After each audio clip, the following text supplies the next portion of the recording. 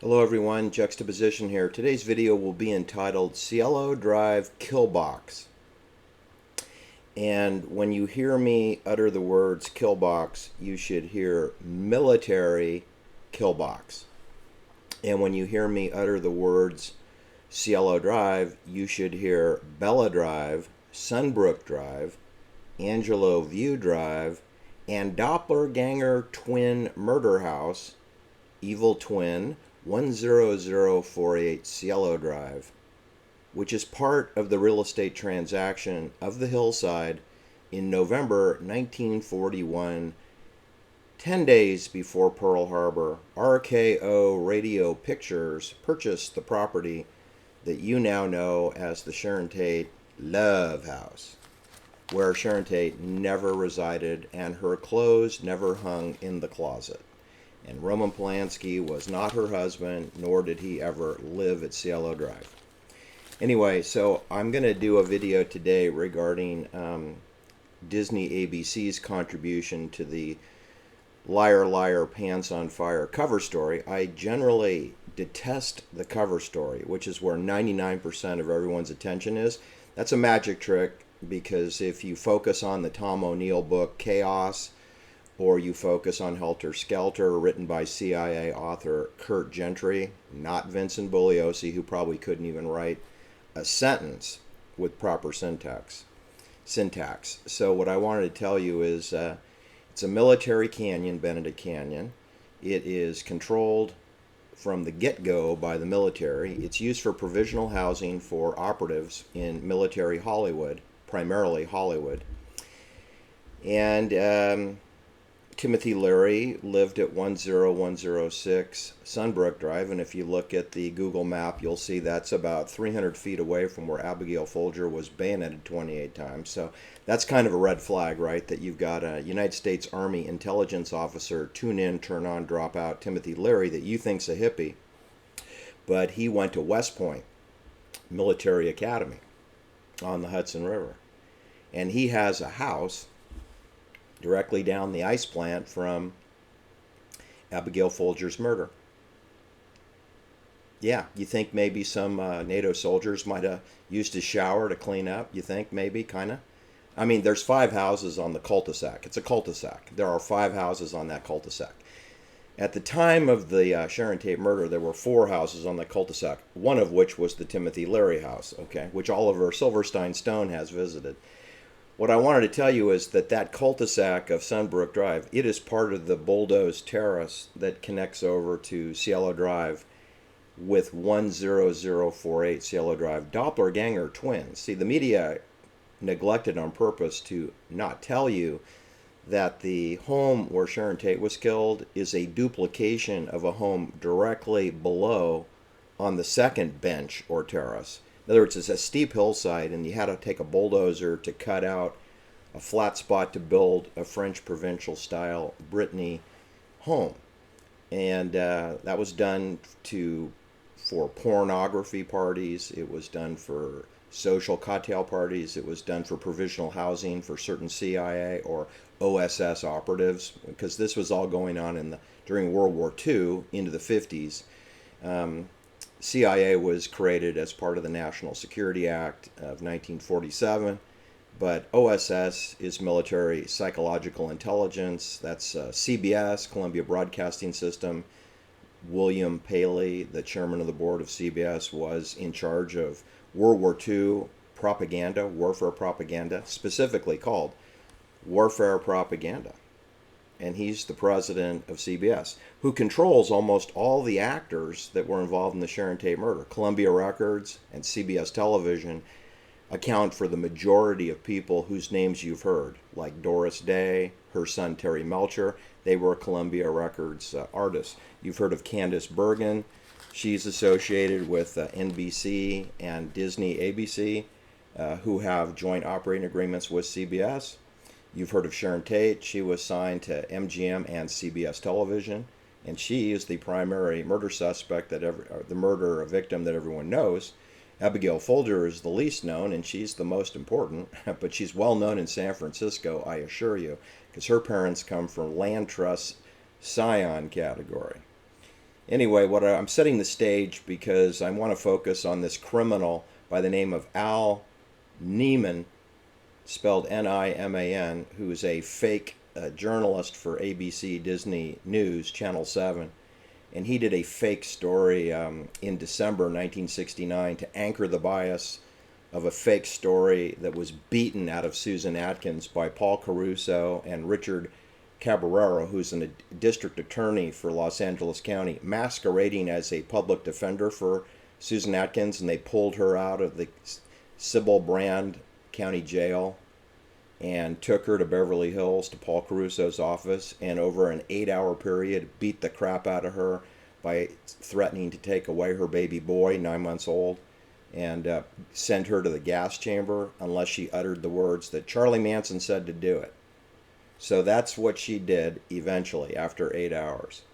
You should also know that she repeated that poppycock in front of the grand jury. As soon as she did, ABC News dispatched Al Neiman to Benedict Canyon, and he drove 6 minutes and 20 seconds away from the poppycock story that the Ford Fairlane was parked at the bottom of the driveway at Cielo Drive and Bella Drive, and then it took 6 minutes and 20 seconds to drive up to 2901 Benedict Canyon Drive, whereupon they stopped, looked over the guardrail, and discovered what appeared to be bloody blue jeans and sweatshirts and a white t-shirt and 2 black t-shirts.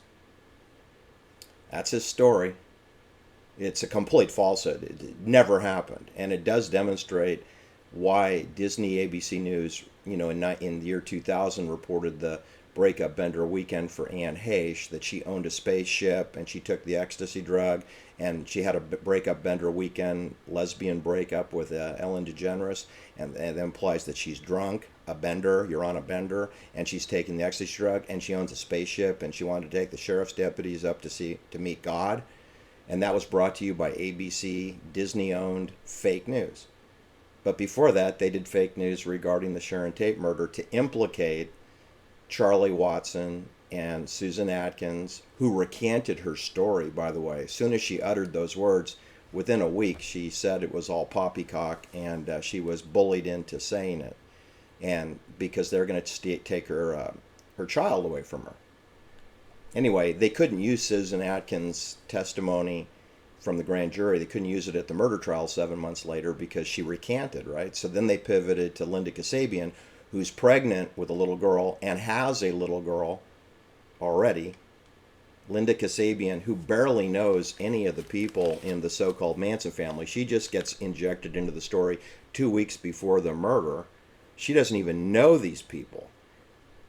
All right, and she has 3 little children. Tanya, who was about the same age as Susan Atkins' little boy, like 9 months old. And then she's pregnant with Angel, who she gives birth to after the Sharon Tate murder in 1970. Angel is born.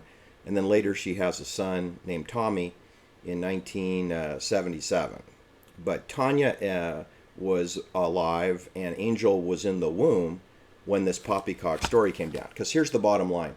There was no Manson family. There was no Linda Kasabian or Susan Atkins or Patricia Krenwinkel or Charlie Watson. They were never present on Cielo Drive on this heat wave weekend wearing sweatshirts and blue jeans. They weren't there, okay?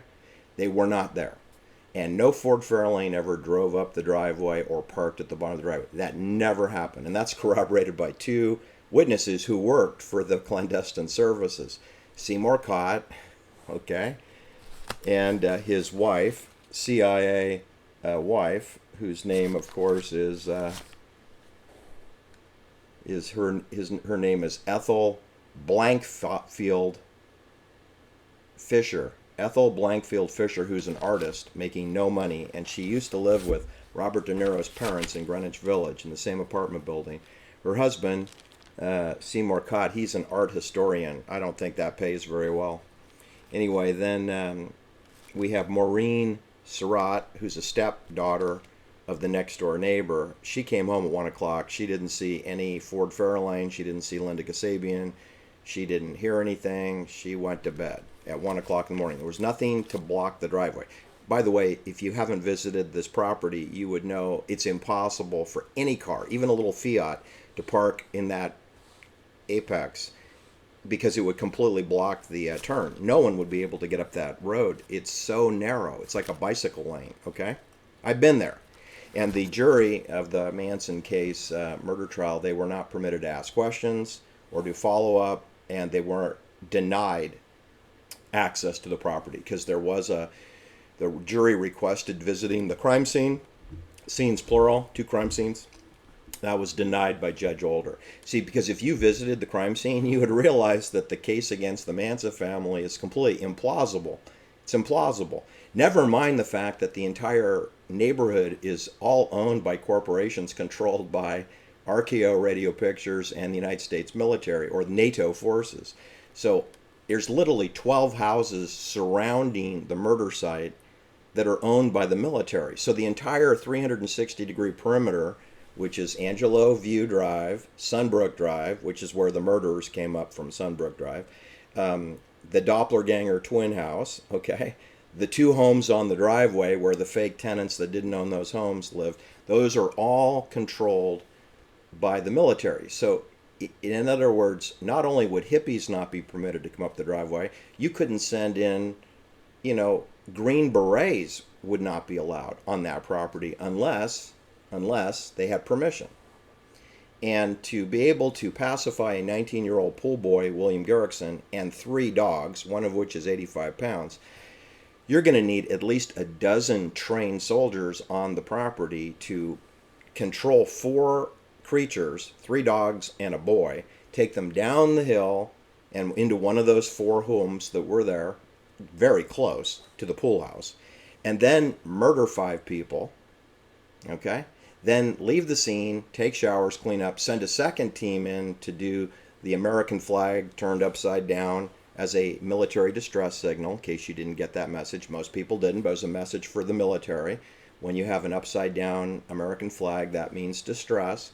Then plant the fake buck knife that wasn't used in the crime. Make sure that there were no bullet cartridges left from the M16 rifles. There were 7 M16 discharged slugs found in 3 victims.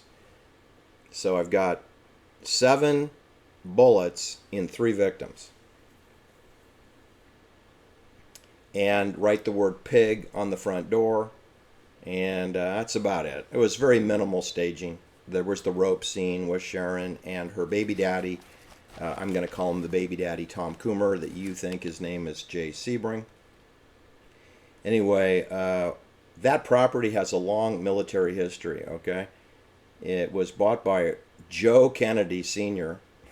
This explains the Robert Kennedy Jr. fake campaign for presidency in 2024. I mean, I'm not even sure we're going to have an election. What's the point? There are no choices. Donald Trump, Ronald DeSantis, Gavin Newsom, the fake Kennedy that is Robert Kennedy. I mean, his father bought the murder scene for Sharon Tate, which was mostly used for pornography. Okay, that scene is a pornography/homicide scene. It hosted parties with Peter Sellers and Yul Brynner, and Henry Fonda lived there. Jane Fonda lived there. Candace Bergen, who attended the Harvard Westlake School just below the murder scene. Yeah, so Elizabeth Montgomery did. Candace Bergen did. Elizabeth Montgomery lived below the murder scene, in case you didn't know, off Benedict Canyon Drive. Anyway, Terry Melcher, Doris Day's son, he had a contract with Columbia Records, CBS. So did Mark Lindsay of Paul Revere and the Raiders. He stayed with Terry Melcher and Candace Bergen on that property. There was a red Ferrari parked in the garage in 1966-67. That was presented to us by CBS as belonging to Mark Lindsay. After the Sharon Tate murder, it was presented as belonging to Roman Polanski, who never lived on the property. Then they presented that they had a fake housekeeper by the name of Winifred Chapman, who lives over 17 miles away in downtown Los Angeles, and that she takes the bus to work. This would take her 90 minutes to 2 hours, because even when you get off at the last stop at Santa Monica Boulevard near Cannon Drive, you're looking at a 4-mile taxi ride up to the Cielo Drive murder scene. And so she had to be driven there by someone and picked up. So that would be the control agent. And that was never disclosed at the murder trial, even though she said in the murder trial, after 3 weeks of psychiatric counseling and 17 days of going missing, she repeated that she met a friend and the friend drove her to the crime scene where she discovered the bodies. Well, what's the friend's name and where do they live and what's their relationship with Cielo Drive? Well, none of that was, of course, pursued, and there was no defense presented to the Manson family. But you should know that after the grand jury words of the poppycock story that you would escape by going up Benedict Canyon, which no real murderer would ever drive up Benedict Canyon. It's a pretty long drive to get to Mulholland.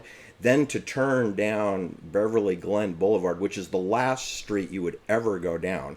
You would proceed straight to the San Diego freeway, jump on the freeway, get up to the Ventura freeway, then you drive back to Chandler Boulevard, near the CBS television studios, because that's where Susan Atkins and Patricia Krenwinkel lived. They didn't live at the Spahn Ranch. They lived near the CBS television studios. So the quickest way to get there would be San Diego Freeway and the Ventura Freeway. You wouldn't be horsing around on Benedict Canyon and Beverly Glen Drive. And then to throw a pistol out of the car to land in the backyard of this little Stephen Weiss, I mean, you need to be Joe Namath to make that throw, okay? That's another scene that I visited, and that would not be an easy throw. You need to get out of the car, and you need to chuck that thing like a football. You can't just toss it out of the car. It's too long of a distance to get down in the weeds, and the idea that Stephen Weiss would even find that thing 23 days later, that's preposterous, and I don't think they have a sprinkler system because it's all weeds. It's a tear-down dump of a house on a cul-de-sac. The address, of course, being 3627 Longview Valley Road. If you don't believe me, Google it. Check it out yourself. It's a dump today. It's a $1.6 million dump.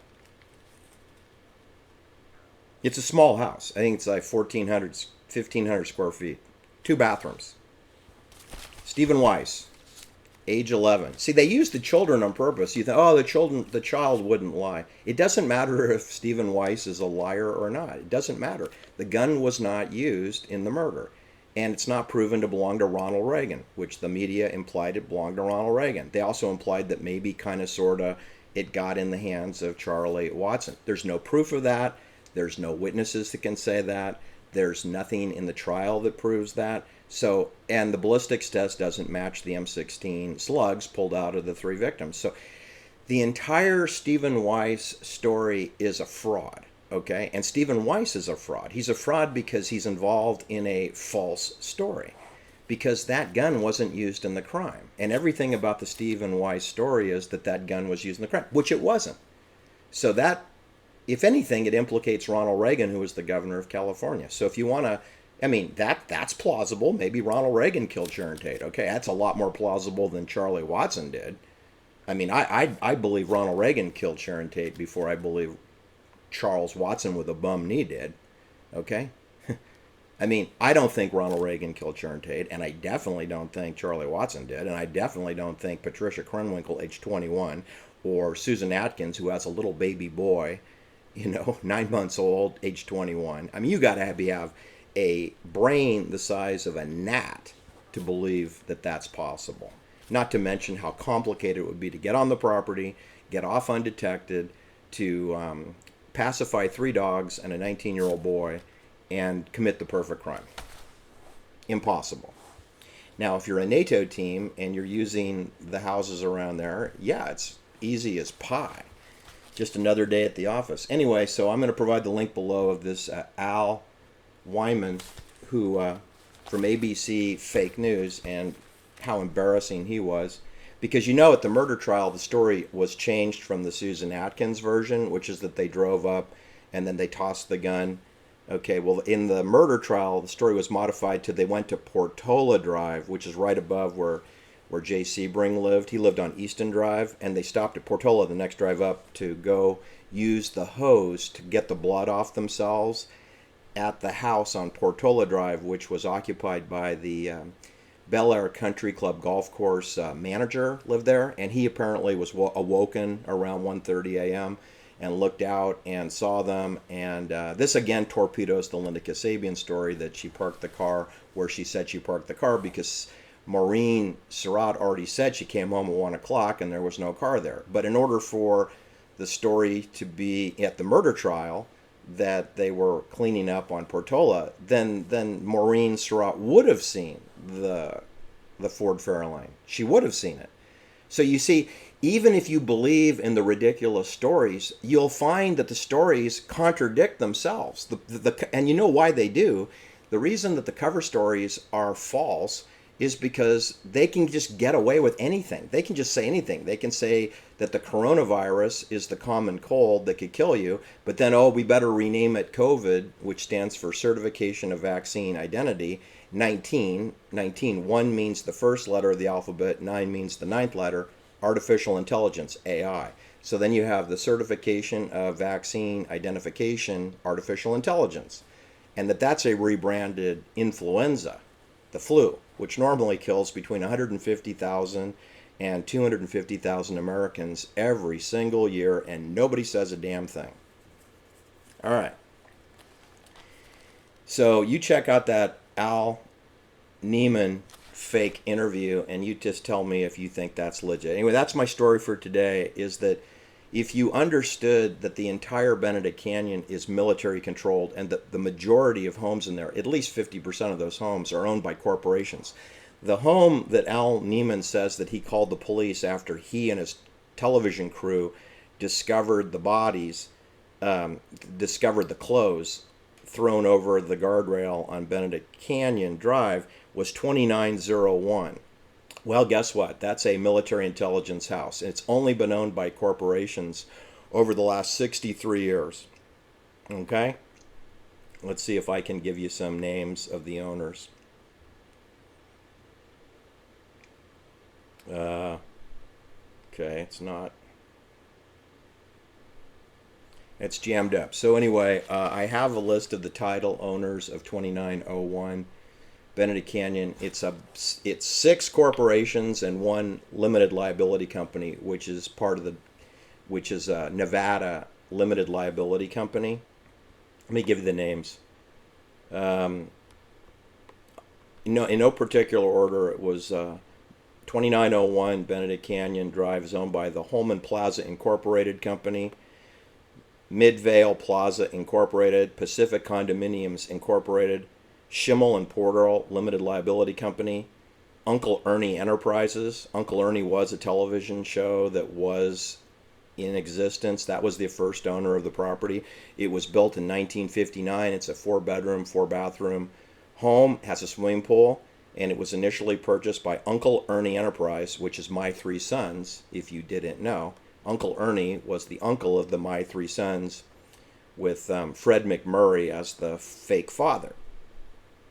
I hope that helps you understand that all the houses where Seymour Kott lived, where Rudy Altobelli was apparently the fake owner of the crime scene, Cielo Drive, or that where Maureen Surratt lived, or the property below them, the Doppelganger Twin, which had been occupied for over 10 years by a fellow who worked for the OSS during World War II, and his name was Harold Albert Lamb. He died in 1962, so he's not part of the story. The first owner of the Cielo Drive property was Dr.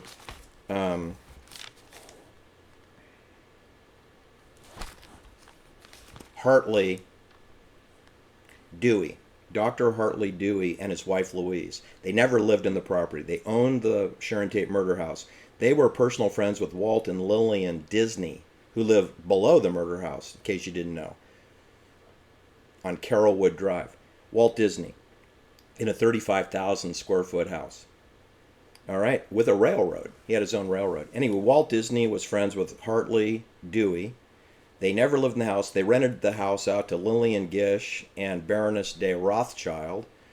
Then later allowed Trent Reisner of Nine Inch Nails to live on the property. Henry Fonda, Jane Fonda, Cary Grant, Diane Cannon lived on the property for their honeymoon, allegedly, even though they got married in Las Vegas. So Robert Byrd was the designer of the properties, plural. There were 4 houses that Robert Byrd designed. J.F. Watkins was the construction company that graded all the properties. It's military, 100% military. So you're not going to allow any hippies on there to conduct a NATO operation. Thanks for listening. Have a great day. Feel free to like and subscribe and share my videos. Bye-bye.